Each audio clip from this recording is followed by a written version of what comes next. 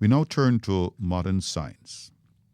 Despite misconceptions that plague the public in general, as well as some in the scientific community, modern science not only had its experimental taproots in the Judeo-Christian worldview of a purposive, orderly, created world, but, as one writer said, quote, virtually all scientists from the Middle Ages to the mid-18th century, many of whom were seminal thinkers, not only were sincere Christians, but were often inspired by biblical postulates and premises in their theories that sought to explain and predict natural phenomena, unquote.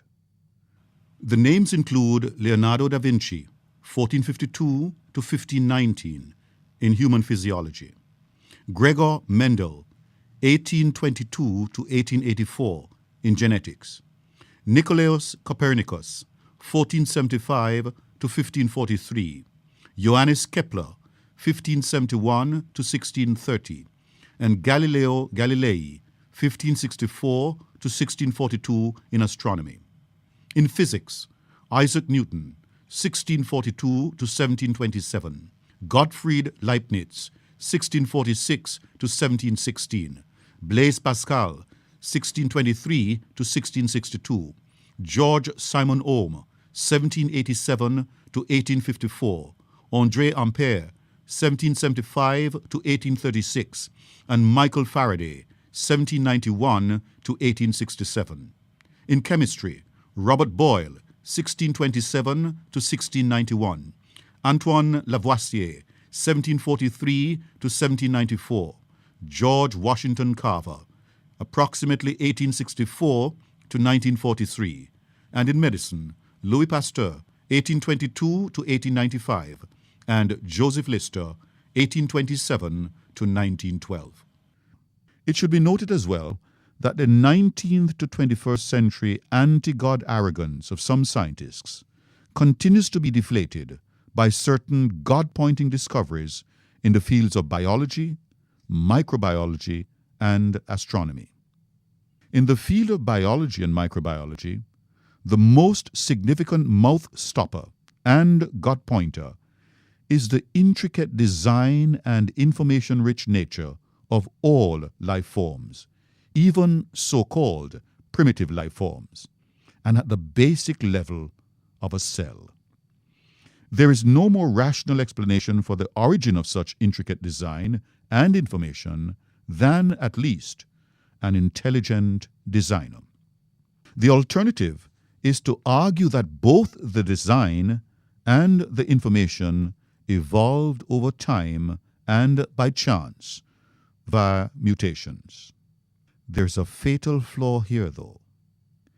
Mutations may lead to benefits for an organism, but always or almost always involve a loss or a diffusion of information, never a gain of information. I want you to listen to a soundbite from a video which includes a biophysicist, Lee Spetner, and the atheist Richard Dawkins. I want you to listen closely to the question put to Dawkins and the time lapse before his answer, and also his answer. The information required for large-scale evolution can really not come from random mutations. The Darwinian model says that it does, but nobody has ever made a calculation to show that it does. I've made a calculation that shows that it doesn't. Professor Dawkins, can you give an example of a genetic mutation or an evolutionary process which can be seen to increase the information in the genome?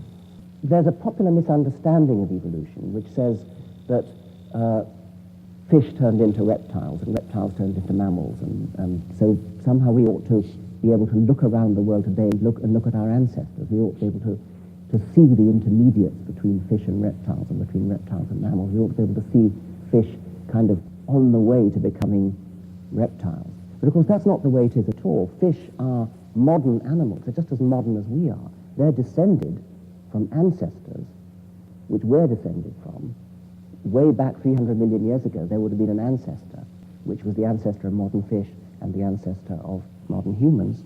And that ancestor, if you could have been there then, you could have seen the first steps towards a fish, say, coming out onto the land and becoming something like an amphibian. But that was a long time ago. You wouldn't expect to see that today. If one were to believe the Neo-Darwinian account, you would have to say that information is built up gradually in small steps, a little bit at a time.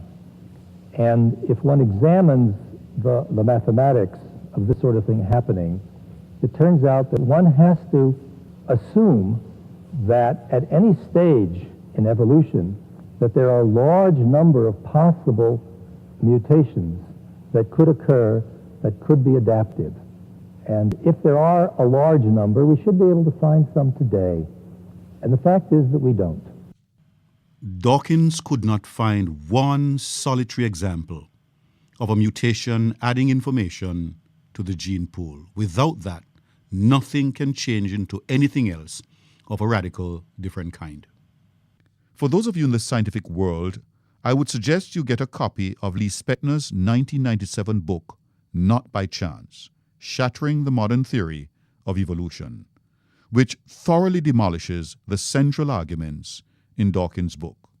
Dawkins' book is The Blind Watchmaker: Why the Evidence of Evolution Reveals a Universe Without Design. But that's only the God-pointing evidence from biology. Astronomy's God-pointing evidence is also fascinating. The most abiding alternative to the biblical doctrine of a universe created in time by God has been the scientific notion that the universe is eternal, has no beginning, and therefore needs no beginner. In 1913, astronomer Vestus Slipher discovered that a dozen galaxies in the vicinity of Earth were moving away from the Earth at very high speeds, ranging up to 2 million miles per hour. This discovery led to the realization that the universe was expanding, which also meant that the universe had a beginning. The reaction to Slipher's discovery and the implications of that discovery for the origin of the universe provoked some odd reactions from scientists. Albert Einstein, in a letter to one of his colleagues, said, quote, "This circumstance of an expanding universe irritates me," unquote. Arthur Eddington, in 1931, said, quote, "The notion of a beginning is repugnant to me. The expanding universe is preposterous, incredible. It leaves me cold," unquote. Alan Sandage, another astronomer, said concerning the evidence that the universe had a beginning, quote, "It is such a strange conclusion. It cannot really be true," unquote. Now, none of these scientists has made a scientific statement. They're making emotive statements. The Cosmic Background Explorer satellite in 1992 provided additional confirming information on the nature of the origin of the universe. The findings of the satellite attracted the attention of major newspapers and TV programs across the world. George Smoot, project leader for the Cosmic Background Explorer satellite, declared, quote, "What we have found is evidence for the birth of the universe. It's like looking at God," unquote. Why don't we listen to the Bible? In the beginning, God created the heavens. Thou, Lord, in the beginning laid the foundations of the earth, and the heavens are the work of your hands. The heavens declare the glory of God. Astronomer George Greenstein, in his book, The Symbiotic Universe, made this insightful comment, quote, "As we survey all the evidence, the thought insistently arises that some supernatural agency, or rather agency with a capital A, must be involved.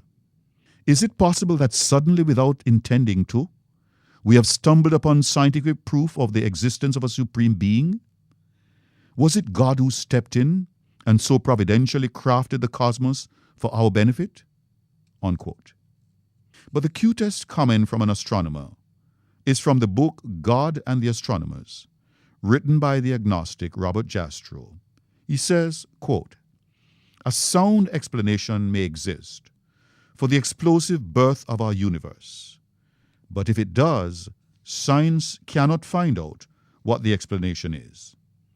The scientist's pursuit of the past ends in the moment of creation.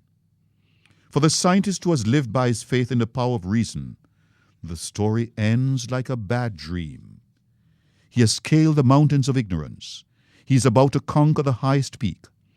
As he pulls himself over the final rock, he is greeted by a band of theologians who have been sitting there for centuries." Unquote.